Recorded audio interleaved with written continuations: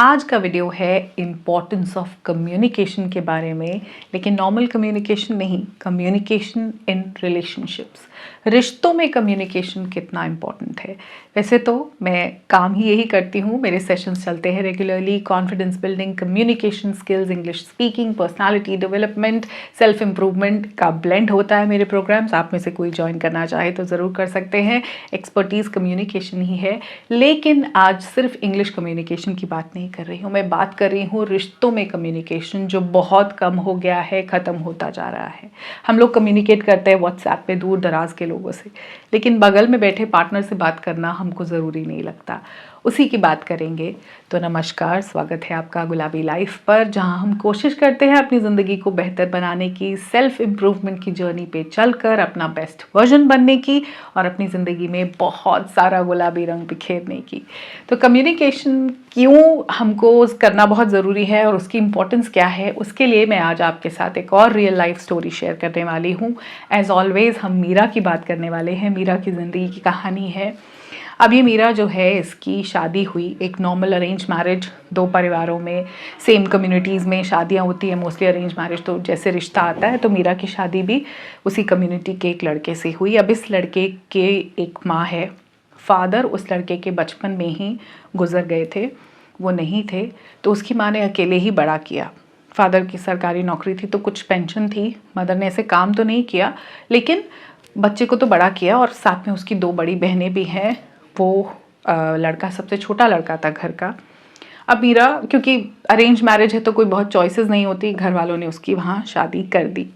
मीरा शादी करके उस घर में आ गई। अब जो माँ है लड़के की, उसका बहुत कंट्रोल है, क्योंकि माँ ने बच्चे को अकेले बड़ा किया है, तो उसके हस्बैंड की सारी सिंपैथीज़ भी माँ के साथ है। माँ ने बहुत स्ट्रगल किया है, बड़ी मुश्किल से उसको बड़ा किया है, तो माँ का ही दबदबा है, माँ जो कहती है वही होता है। तो मीरा को भी माँ के हिसाब से चलना पड़ता है। जहाँ वो कुछ बोलती है, मीरा को कह दिया जाता है कि माँ को कुछ नहीं कहना, माँ ने बड़ी मुश्किल से बड़ा किया है। माँ तो वैसे भी हमारे यहाँ पे माँ को दर्जा हम बहुत ऊंचा दे देते हैं। तो मीरा को वो थोड़ा खल रहा है। अब सिर्फ माँ ही नहीं है, उसके पति की दो बड़ी बहनें भी हैं। अब वो बहनें जब भी आती हैं तो उसी हक से आती हैं कि यही घर है। अब बहनें भी बड़ी हैं तो उनका भी बहुत कंट्रोल है, क्योंकि तो सबसे छोटा लड़का था। अब बहनों के लिए पिता भी नहीं है, कोई बड़ा भाई भी नहीं है, छोटा भाई सब कुछ है। अब सारी जिम्मेदारी, सारी रिस्पॉन्सिबिलिटी, सारा जो भी दारोमदार है रिश्तों को निभाने का, वो इस लड़के पे है, जबकि घर का सबसे छोटा लड़का है। लेकिन फिर भी बहनों, माँ और इन सब के कंट्रोल में उबर नहीं पाया है, दबा हुआ है। और वही सब मीरा भी महसूस करती है। मीरा के लिए ज़िंदगी बहुत मुश्किल सी होने लग गई। तो वही एडवाइस उसको मिली जो हमारे देश में सबसे बढ़िया दी जाती है जब जब दिक्कत होती है शादी के बाद, कि बच्चा पैदा कर लो। मीरा ने और उसके पति ने प्लान किया। अब उनकी बेटी पैदा हुई। अब उस घर में माँ के अलावा, दो बहनों के अलावा, एक बेटी और हो गई। तो अब एक और लड़की ज़िंदगी में आ गई। एक और बच्चा प्लान किया कुछ सालों बाद, वो भी बेटी हो गई। अब मीरा के घर में वो खुद है, उसकी सासू माँ है, उसकी दो बेटियां हैं और दो ननंदे भी हैं, जो बिल्कुल माँ की जगह ही हैं, क्योंकि उम्र में काफ़ी बड़ी हैं उसके पति से। अब मीरा को फ्रस्ट्रेशन है बहुत ज़्यादा। इतनी सारी लेडीज़ उसको कंट्रोल करती हैं, आगे उसे अपनी बच्ची को भी बड़ा करना है, अपनी बच्चियों के लिए वो ज़िंदगी बेहतर चाहती है, वो नहीं चाहती कि उसके जैसी ज़िंदगी उसकी बच्चियों की हो। तो मीरा बहुत स्ट्रगल कर रही है, मीरा बहुत परेशान है, मीरा का मन नहीं लगता। वो जब पति को ही कहती है कि मुझे यहाँ नहीं रहना, तो वही कहते हैं मैं माँ को कैसे छोड़ जाऊँ, माँ ने तो मुझे नहीं छोड़ा, पिता जब गए उसके बाद से माँ ने बड़ी मुश्किल से बड़ा किया। माँ की स्ट्रगल्स, और आप जानते हैं कि किस तरह होता है हमारे देश में। अब मीरा के लिए वक्त बहुत मुश्किल है, मीरा बड़ी मुश्किल से गुजरी, इतना आसान नहीं है, क्योंकि विमेन जो है ना, औरत का साथ नहीं देती। Women don't support women. हमको पता है कि कैसे फीलिंग ऑफ जेलसी है ना, ननंदे उसको देख के खुश होती है। ऐसा बिल्कुल नहीं है कि वो बहुत बड़ी हैं तो मीरा को कोई एडवांटेज है, उसको कोई लाड लड़ाता है, नहीं, पूरी जिद लगाती हैं। जैसी ननंदे भी आती है तो वो भी यही उम्मीद करती है कि छोटी भाभी है यही सब करेगी। उनके बच्चे भी आते हैं, ऑफकोर्स मदर इन लॉ की मर्जी के बिना पत्ता नहीं तोड़ सकती, अपनी मर्जी का कुछ बना नहीं सकते, घर पे कुछ एक्टिविटी नहीं कर सकते, कोई चेंजेस नहीं कर सकते। तो मीरा ओवरऑल फ्रस्ट्रेटेड है, अपने पति से भी बहुत परेशान है। अब यहाँ ये मीरा की कहानी है। दूसरी तरफ जो मीरा के पति हैं, वो जो घर का छोटा बेटा है जिस पे इतनी सारी जिम्मेदारी है। एक बार अब हम जो लेडीज सुन रही हैं, एक बार अब हम उस लड़के के एंगल से ज़िंदगी को देखते हैं। हमने मीरा की देखी और आप में से बहुत सारी लेडीज़ ये वाली ज़िंदगी ऑलरेडी जी रहे हैं, मीरा वाली। बहुत सारी आपके पास ननंदों का कंट्रोल है, आपकी मदर इन लॉ कंट्रोल करती हैं। आपकी मदर इन लॉ या तो विडो हैं या फिर सेपरेटेड हैं या फादर इन लॉ होते हुए भी ना के बराबर हैं। ऐसी सिचुएशन आप में से बहुत लोगों ने बहुत बार देखी है, मैं जानती हूँ। लेकिन अब एक बार हम एंगल चेंज करते हैं और देखते हैं मीरा के हस्बैंड की तरफ से ज़िंदगी को। एक लड़का जो बहुत छोटा था, उसके फादर गुजर गए, वो शायद 2nd-3rd क्लास में रहा होगा। तो माँ की क्या कंडीशन रही होगी, रोना धोना, बहुत परेशान, कैसे होगा, थोड़ी सी पेंशन में गुजारा कैसे होगा। लड़के को बड़ा किया गया कि ये कुछ ज़िंदगी में बदल देगा। बहनों की उसके सामने शादी हुई जब वो बहुत ही छोटा था, तो उसको वो फ़र्ज़ निभाने पड़े होंगे। उसको एकदम से बड़ा होना पड़ा होगा कि वही इकलौता लड़का है घर का। अब आगे बढ़ते बढ़ते इस वक्त जो उसके पति की ज़िंदगी में है, एक माँ है जो बहुत डोमिनेट करती है, 2 बहनें हैं जो भी काफ़ी कंट्रोल करती हैं, एक पत्नी है जो उससे नाखुश है, कभी खुश नहीं है, वो उसको भी खुश नहीं रख पा रहा, वो एक अच्छा पति साबित नहीं हो रहा। साथ में 2 बेटियाँ भी हैं। उसकी ज़िंदगी में 1, 2, 3, 4, 5, 6 फीमेल्स हैं। क्या एक आदमी के लिए आसान है 6 फीमेल्स को खुश रखना? उसको जो रोल निभाना है, उसके लिए कोई रोल मॉडल नहीं है, कोई बड़ा भाई नहीं है, कोई पिता नहीं है। देयर इज़ नोबडी जिसको देखकर वो सीखे। यहाँ तक पहुँचने का रास्ता भी उसने खुद ही नेविगेट किया होगा, पता नहीं कैसे। उसका प्रेशर, उसका जो डिप्रेशन होगा और जो उसकी स्ट्रगल होगी, किसी को नहीं पता। क्योंकि एज लेडीज़ हम जाके अपना रोना रो लेते हैं, सहेलियों को, माँ को, बहनों को। मेरे साथ आकर आप लोग बहुत बार शेयर कर देते हो, मेल भी लिख दोगे। आदमी तो नहीं करते। उनको स्ट्रॉन्ग भी बनना है, बगैर रोल मॉडल के वो रोल प्ले करना है जो करना आता। नहीं पता कि कैसे एक अच्छा पिता बनना है, नहीं पता कि एक पति अच्छा कैसे बनना है, नहीं पता एक भाई कैसे बनना है, आदमी की जिम्मेदारी क्या है। लेकिन ये पता है कि आदमी को बहुत स्ट्रांग होना होता है, वो प्रोवाइडर है। आदमी को तो बहुत फ़र्ज़ निभाने, क्योंकि आदमी होना बहुत मुश्किल है। आप कमज़ोर नहीं पड़ सकते। आपको हमेशा लीडर वाला रोल प्ले करना है, आपको सबका ख्याल रखना है। आप परिवार में इकलौते मर्द हो। जो औरतें आपसे बड़ी हैं वो भी आप पे ही पूरी तरह से आश्रित हैं, और जो आपसे छोटी हैं वो भी आप पे ही आश्रित है। आपकी पत्नी, आपकी बच्चियां एक टीम है, आपकी माँ, आपकी बहनें एक टीम है। उसके पति के लिए भी ज़िंदगी आसान नहीं है। वो बहुत बार फ्रस्ट्रेटेड होता है, बहुत बार एंग्शियस होता है, लेकिन मीरा समझ नहीं पाती। मीरा को लगता है मैं ही बहुत परेशान हूँ, ये तो सुनता नहीं है। अब आप समझ रहे हो मैं कहना क्या चाहती हूँ। स्ट्रगल दोनों की ही है, लेकिन ना मीरा अपने पति को समझ पा रही है, ना उसका पति अपनी पत्नी को समझ पा रहा है। हम लोग 2 पोल्स पे खड़े हैं, एक दूसरे को जज कर रहे हैं। कम्युनिकेशन है ही नहीं, कम्युनिकेट नहीं करते, बात नहीं करते। हम ये नहीं बताते कि हमको तकलीफ़ क्या है, मैं किस चीज़ से स्ट्रगल कर रहा हूँ। आजकल सोशल मीडिया पे हम सिर्फ टॉक्सिसिटी की ही बातें कर रहे हैं, तो फटाफट हम लेबल कर देते हैं लोगों को। ये टॉक्सिक है, मेरा पति टॉक्सिक है, मेरी पत्नी टॉक्सिक है, ये नार्सिसिस्ट है, ये ऐसा है, ये गैस लाइटर है। ये सबको हम लेबल करके धाए धाए धाए अपनी ज़िंदगियों में से निकाल रहे हैं। ये बेकार है, ये बेकार है, ये बेकार है। कभी उसके साइड की हमने देखने की कोशिश ही नहीं की कि हम सब इतने इनसेंसिटिव होते जा रहे हैं। हमारी सेंसिटिविटी कहाँ गई? एज फीमेल्स हम ज़्यादा सेंसिटिव बींग्स हैं, बिकॉज हम तो इमोशंस पे ही खेलते हैं ना। Physically man are stronger, mentally emotionally हमेशा विमेन ज़्यादा स्ट्रॉन्ग है। हम सेंसिटिव होते हैं, हमको दर्द समझ में आता है। जब बच्चे को जन्म देते हैं तो हम बहुत दर्द झेलते हैं, तो हमको पता है दर्द होना क्या होता है, इसलिए हमको दूसरे का दर्द समझ में आता है। इतने दर्द से जब एक नई जिंदगी को जन्म देते हो तो आप उसके बाद किसी और का दर्द देख नहीं पाते। कोई भी बच्चा रोएगा तो माँ का दिल ऐसे हो जाता है, क्योंकि अब आपने ज़िंदगी का एक नया जन्म जैसा महसूस किया है। तो लेडीज़ तो सेंसिटिव हैं ही, इसीलिए ये गुलाबी लाइफ पे मैं आपको ये चीज़ शेयर कर रही हूँ कि फीमेल्स को, स्पेशली गर्ल्स को, जो सेंसिटिविटी वाला आपको एक स्किल मिला हुआ है उसको यूज़ करना है। आपको समझना है दूसरे को भी कि वो किस चीज़ से गुजर रहा है। अपनी इंट्यूटिवनेस, आप लोग बहुत, women are very intuitive, they are very instinctive. उसको यूज़ करना है कि इसकी तकलीफ़ क्या है। लेकिन उसके लिए पहले आपको ये समझना पड़ेगा कि इंसान मेरी फैमिली है। हम लोगों के स्पेशली अरेंज मैरिज सेटअप में हम बहुत लंबे समय तक ये सोचते रहते कि ये तो बाहर का है, ये बाहर की है। हस्बैंड कभी एक्सेप्ट नहीं कर पाता कि बाहर से आई लड़की मेरी पत्नी है, शी इज़ माई फैमिली। और ऐसे ही पत्नी को भी लगता रहता है कि मैं तो एक अजनबी घर में आ गई हूँ, आदमी मेरा पति ही नहीं है। इसका दारोमदार सास पे नहीं डालो, ससुर पे नहीं डालो, ननंदों पे, देवर पे, जेठ पे, किसी पे मत डालो। इसका दारोमदार एक दूसरे पे डालो। समझो कि आपका पति आपका परिवार है, समझो कि आपकी पत्नी आपका परिवार है। Please become a team. ये इंसान अब आपका परिवार है। अब आपको कोशिश करनी है इस बॉन्ड को बेस्ट बॉन्ड बनाने की। जब ये एक्सेप्टेंस आ जाएगी कि ये तो अब मेरी फैमिली है, इसके साथ मुझे रिश्ता बेटर करना है, ये सब प्रॉब्लम है, he is controlled by his mother, he is controlled by his sisters, ये सब प्रॉब्लम ठीक है, लेकिन अब तो शादी हो गई ना, दिस इज फैमिली नाउ। इसमें से निकलना कैसे है? क्या करना है कि ये बेटर बॉन्ड बन जाए? वो तो हमको ही करना है। उसके लिए मानना पड़ेगा कि मेरा परिवार है, चार्ज लेना पड़ेगा रिश्ते का, जिम्मेदारी उठानी पड़ेगी।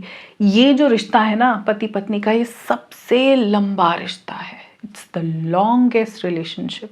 आपके बच्चे पैदा होंगे, टॉडलर्स होंगे, टीनेजर्स होंगे, एडल्ट हो जाएंगे, शादी ब्याह करके चले जाएंगे, आप फिर भी साथ रहने वाले हो। और माँ बाप भी जो अभी बहुत इंपॉर्टेंट लग रहे हैं, ये भी अपनी ज़िंदगी का सफ़र पूरा कर लेंगे, आप ही रह जाओगे। इसको फॉर ग्रांटेड लेना बंद कर दो। टॉक्सिक टॉक्सिक टॉक्सिक बोल के अपने पार्टनर को एकदम बाहर वाला समझ के कांटा उस पर लगाना बंद कर दो। इस रिश्ते पे आपको काम करना होगा और हर दिन करना होगा। इसको टीम समझो, इसको परिवार समझो। वो परिवार जहाँ आप बड़े हुए उसको आप छोड़ाए। Same goes for boy. अब आपने मम्मी के लिए जो करना था, पिता नहीं थे, माँ अकेली थी, पाला, वो सब एक हिस्सा था, हो गया, आप वहीं पे हो, आप कोई छोड़ के नहीं जा रहे। लेकिन अब फोकस होना चाहिए इस पत्नी के साथ बढ़िया संबंध बनाने का, उसका दर्द समझने का। रिटर्न में वो भी आपका दर्द समझेगी। लेकिन ये होगा कैसे? जब हम कम्युनिकेट करेंगे। And it starts from women. आपको अपनी नीड्स एक्सप्रेस करनी पड़ेगी, क्योंकि बहुत बार एक महिला को लगता है कि अगर मैं अपनी बोलूँगी तो फिर फ़ायदा ही क्या है। ये क्यों नहीं समझते? वो इसलिए नहीं समझते क्योंकि उन्हें सिखाया नहीं जाता। उनके अंदर वो क्वालिटी है ही नहीं, इन्नेट भी नहीं है, और कोई उनको नर्चर भी नहीं कर रहा। आपको शुरुआत करनी होगी एक्सप्रेस करने की, बात करने की शुरुआत आपको करनी होगी। जब आके फ़ोन पे लगे हों, गेम खेल रहे हो, आप हाथ से फ़ोन ले लो, हक से, और प्यार से उनको बताओ कि आज मुझे क्या महसूस हुआ, अब आप बताइए आपको क्या लगता है। उनसे पूछो, एक बार अपनी इंट्यूशन यूज़ करके देखो कि वो किस सिचुएशन में क्या। उसके लिए ज़िंदगी बहुत आसान है। हम ऐसे सोच लेते हैं कि ये तो टॉक्सिक आदमी है, इसकी तो ज़िंदगी बहुत आसान है, बाहर अय्याशी कर रहा है, ऑफिस जाता है। बहुत मुश्किल है। It is very hard being a man, ladies, and it is even more hard to be a female. दोनों के रोल्स बहुत मुश्किल है। तो क्यों ना टीम अप करें, एक दूसरे का दर्द समझे, तकलीफ बांटे और ज़िंदगी को अच्छा बनाए। तभी तो ज़िंदगी में गुलाबी रंग भरेगा। गुलाबी रंग जो रंग है खुशियों का। नहीं तो ऐसे ही ब्लैक एंड वाइट चलती रहेगी, लोग हमको सब मॉन्स्टर्स दिखेंगे, ये भी खराब, ये भी खराब। एक्सेप्ट करो, एक दूसरे को इतना स्पेस दो कि वो अपनी सबसे वल्नरेबल साइड भी आपके साथ एक्सप्रेस कर सके। वो ये बता सके कि उसके साथ कुछ ऐसा हुआ था जिसकी वजह से वो ये नहीं कर पा रहा। वो एक चाइल्ड अब्यूज़ भी हो सकता है, वो कोई किसी तरह की मॉलेस्टेशन हो सकती है, कोई टीचर, कोई स्पोर्ट्स कोच, किसी ने कुछ गलत किया हो, कोई पेरेंट का बहुत ख़राब होना। वो आपको ये बता सके कि पेरेंट्स बहुत टॉक्सिक हैं। आपका पार्टनर ही निकालेगा उस टॉक्सिसिटी से। और आप बहुत अच्छे से ध्यान दोगे तो आप देखोगे कि ज़्यादा कसूर माँ बाप का ही कहीं ना कहीं निकलने वाला है। वो ही इतने टॉक्सिक थे। अगर वो कंट्रोल कर रहे हैं तो आप अपने पति को उस कंट्रोल से बाहर निकालो कि वो भी आज़ाद हो जाए, कि आप दोनों बराबर का रिश्ता तो आपका है। माँ तो बहुत बड़ी हैं, उम्र में भी बड़ी हैं, ओहदे में भी बड़ी हैं, रिश्ता भी बड़ा है, बहनें भी बड़ी यहाँ पे हैं, बच्चे बहुत छोटे हैं, उनसे एक्सपेक्ट मत करो कि वो आपके झगड़े सुलझाएं, आपके रिश्ते को मजबूत करें। आप सिर्फ बराबर के रिश्ते में हो। आप दोनों का एक दूसरे को साथ देकर इस नैया को पार लगाना है, शादी वाली नैया को पार लगाना है, ज़िंदगी को जीने लायक बनाना है। अभी हम सब बहुत फ्रस्ट्रेशन के साथ जी रहे हैं, स्ट्रेस लेवल सबके हाई हैं, बहुत एंग्जाइटी और राहत आई सोशल मीडिया पे जो हमको इसकी तरफ से जो प्रेशर आ रहा है ना, वो एक अलग लेवल का गेम है। आपका फोकस अब होना चाहिए कि एक टीम बनाए, और टीम बनाने के लिए कम्युनिकेशन करना होता है। जो लोग कॉर्पोरेट में हैं वो जानते हैं कि टीम लीडर क्या करता है, आपका टीएल क्या करता है। सारी टीम के साथ बात करते हैं, बार बार मीटिंग होती है। मीटिंग्स करो ना, वीकेंड में जाकर बाहर बैठ जाओ, किसी रेस्टोरेंट में कॉफ़ी पियो, 1 घंटा हम सिर्फ बात करेंगे, इस हफ्ते ये इश्यूज़ हुए, इसको कैसे डील करना है। अगर आप दोनों अपने आप को बराबर समझोगे, बराबर रिश्ते में एक लेवल पे समझोगे कि हम सेम पोजीशन में हैं, तो बाकी सब रिश्ते हमको सिर्फ मैनेज करने हैं। बच्चों को कैसे बड़ा करना है, इनके टैंट्रम्स कैसे झेलने हैं, अब ये टीनेजर होने वाले हैं, इनका कैसे करना है, पढ़ाई का क्या करना है, पैसा कैसे मैनेज करना है, मम्मी जी के जो इश्यूज़ हैं उनकी कंट्रोल करने की बहुत आदत है, उसको हम कैसे डील करें, जब दीदी लोग आती हैं तब कैसे करें, हर बार घर का माहौल ख़राब हो जाता है। दोनों एक लेवल पे, ऐसे मत समझो ये इसके रिश्तेदार है, ये दोनों के लिए मैसेज है, पति के लिए भी पत्नी के लिए भी, कि दोनों का साथ देके बाकी सब चीज़ों को कैसे मैनेज करना है ये आप कम्युनिकेट करके ही डिफाइन करोगे। टीम समझो, परिवार समझो, अब ये इंसान बाहर का नहीं है।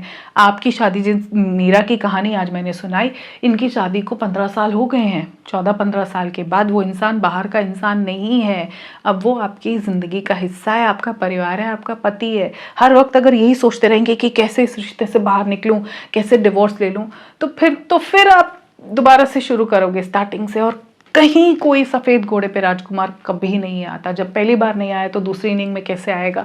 अब तो मीरा के पास 2 बेटियां हैं। उसमें दिमाग लगाने की बजाय कि ये टॉक्सिक है, मैं इसमें से निकलूं, मैं ये कर दूं, मैं क्या करूं, मैं कहाँ पे घर लूं, मैं क्या, ये सोचो कि इन सब को मैनेज कैसे करें। बच्चों को, रिश्तों को, मेरे माँ बाप को, इसके माँ बाप को, चाची सास को, मामी सास को, ताई सास को, ननंद को, देवरानी जेठ, मैनेज करने हैं बाकी सब, लेकिन हम दोनों तो टीम है। टीम वर्क के लिए कम्युनिकेशन चाहिए होता है। So my dear ladies and gentleman, communicate, prioritise and bond well. इस मंत्रा को फॉलो करो। जैसे ही आपकी शादी होती है, क्योंकि अब शादी सीजन आ ही गया है, ऑलमोस्ट शादियां हो रही हैं, ढोलकियां सुनाई देने लगी हैं अगल बगल में ऑलरेडी, आपको अपने पार्टनर के साथ कम्युनिकेट करना है। ये फ़ोन आपको बार बार अपनी तरफ खींचेगा, बहुत आकर्षित करेगा कि आओ मेरे सामने बैठ जाओ, अरे चलो 15 सेकंड वाली रील देखो, स्क्रॉल करते रहो, यूट्यूब की वीडियो देखो, नेटफ्लिक्स बुलाएगा, आ जाओ मेरे सामने बैठो, नया सीज़न आया है, 10 सीज़न वाला देखो जिसमें 15-15 एपिसोड है, हर एपिसोड 1 घंटे का, बैठ जाओ बस मेरे आगे चिपका के अपनी आँखें। प्राइम वीडियो आपको बुलाएगा, पॉडकास्ट बुलाएगा, सब कुछ बुला रहा है। उससे कैसे एकदम अपने आप को बचाना है, ये आपको देखना है। काम के वीडियोस भी आते हैं, मेरे वीडियोस को गुलाबी लाइफ पे जो आते हैं ना, लेडीज़ स्पेशली, आप लोग इसको चला के ना अपना काम करते रहो। रसोई में हमारा काम होता है 1-2 घंटे, 3 घंटे आराम से लगते हैं, जो सुबह वाला टाइम है, जब नाश्ता भी बनाना है, लंच भी बनाना है, सब्जी भी कट रही है, दही वाला दूध भी उबल रहा है, चाय भी बन रही है, पराठे भी बन रहे हैं, सब, तब इसको चला के सुनते रहो, काम करते रहो, सुनते रहो जो मैं कह रही हूँ, उसको रजिस्टर होने दो अपने दिमाग में। और कोशिश करो कि मैं जिस आदमी के साथ रहती हूँ, जिसके साथ मैं ब्याही गई हूँ, उसके साथ मुझे टीम वर्क कैसे करना है। इन सब डिस्ट्रैक्शन से खुद को बचा के रिश्ते को प्रायोरिटाइज करना है। सबसे इम्पॉर्टेंट यही है। जिन लोगों ने इसको प्रायोरिटाइज किया है वो अपनी ज़िंदगी के गुलाबी रंग का मज़ा ले रहे हैं। गुलाबी रंग खुशियों का रंग है, उनकी ज़िंदगी ब्लैक एंड वाइट नहीं है, रंगीन हो चुकी है। टीवी हम एलईडी यूज़ कर रहे हैं, लेकिन ज़िंदगी अभी वही ब्लैक एंड वाइट घिसे पिटे, जिसमें चैनल ही नहीं बदलते, वही दूरदर्शन चल रहा है, वही कलेश, सास ने बोला, ननद ने बोला, इसने बोला। अरे मज़े लो लाइफ के, इंजॉय करो इस ज़िंदगी को, लेकिन उसके लिए कम्युनिकेशन। तो कम्युनिकेशन स्किल्स इंप्रूव करने के लिए मेरे स्किलफिडेंट कोर्सेज हमेशा चलते रहते हैं। स्किलफिडेंट इंग्लिश एकेडमी के नाम से मेरी एकेडमी है, आप चेकआउट कर सकते हैं। डिटेल आपको डिस्क्रिप्शन में मिल जाएगा। एक और चैनल है, प्राइमरीली वो इंग्लिश पे है, क्योंकि ओवरऑल फोकस है आपको स्मार्ट बनाने का, कॉन्फिडेंट बनाने का, आपकी पर्सनालिटी को एनहांस करने का। तो इंग्लिश स्पीकिंग उसका एक इंटेग्रल पार्ट है, लेकिन उसके साथ साथ आपके रिलेशनशिप्स, आपकी सेल्फ इंप्रूवमेंट जर्नी, आपके कॉन्फिडेंस के ऊपर हम काम करते हैं। It's a wonderful programme. If you would like to join, definitely you can contact me, otherwise आप खुद भी काम कर सकते हो प्रायोरिटाइज करके। सो मंत्रा क्या है? कम्युनिकेट, कम्युनिकेशन सबसे इंपॉर्टेंट है। प्रायोरिटाइज दिस रिलेशनशिप, पति पत्नी का संबंध, पत्नी आपकी अर्धांगिनी है, हस्बैंड वाइफ का जो रिश्ता है उसको प्रायोरिटाइज करो and keep bonding well. Bond बनाना है, टीम बनना है, एक दूसरे के दुश्मन बन के सामने खड़े नहीं होना। हमको एक टीम वर्क की तरह आगे बढ़ के सब रिश्तों को, पैसों को, मजबूरियों को, सिचुएशंस को बस मैनेज करना है, और हम जिंदगी में विन विन सिचुएशन पे आ सकते हैं। आधे दुख, आधे कष्ट, आधे कलेश यूं ही निकल जाएंगे। तो बस काम करते रहिए, कम्युनिकेशन बहुत इंपॉर्टेंट है, इसकी इंपॉर्टेंस को समझिए। और आप में से कितने लोग अपने फ़ोन को साइड पे रख के अपने पति या पत्नी के साथ बात करते हैं, मुझे कमेंट्स में ज़रूर बताना। इंतज़ार रहेगा आपके रिस्पॉन्सेज का। और बहुत जल्द मैं मिलूँगी आपसे अपने अगले वीडियो में। तब तक अपना ध्यान रखिए, खुद से बहुत ज़्यादा प्यार करते रहिए, ज़िंदगी में खुद को स्पेशल समझते रहिए और गुलाबी रंग भरते रहिए। नमस्कार।